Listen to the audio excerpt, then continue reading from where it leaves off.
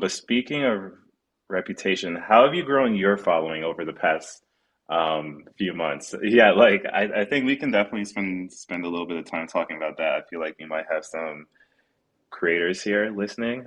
So I'm sure they would love to hear what techniques what techniques you've used to grow your following.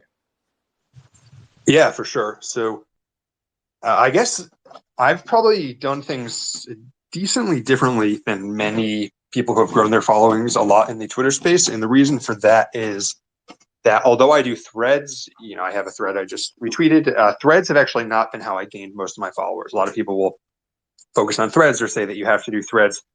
What I do is, and I guess this is getting straight into recommendations for people who are doing it. I make an account on an application that lets you queue up tweets. I use Hype Fury personally, and then set a certain number of slots every day. So I have 7 slots every day, every weekday that I have to fill up.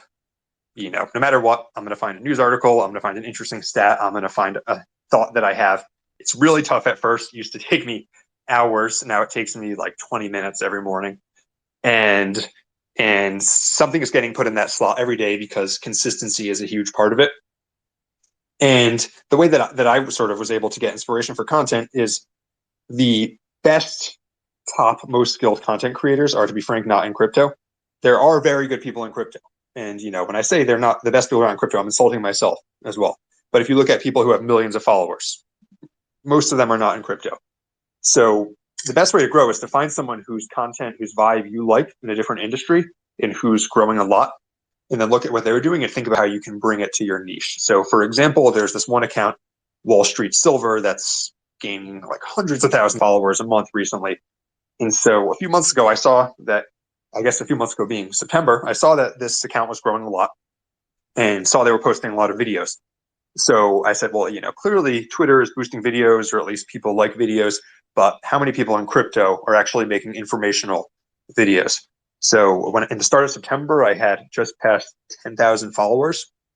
I started doing one or two 5 to 20 second videos every day where I show how to use some app that tracks metrics, or how to use some useful thing in crypto, like checking your impermanent loss or checking the correlations of tokens. And just doing those things, I grew from 10 to around 20,000 followers in September and October. And then I do a lot of videos like that. I do interesting charts again because I saw that some of these other Nice. accounts that were growing do visuals, and really trying to just do a interesting multimedia feed. I want people to go to my feed and find things that they say, "Wow, that's interesting. I'm glad that I saw that."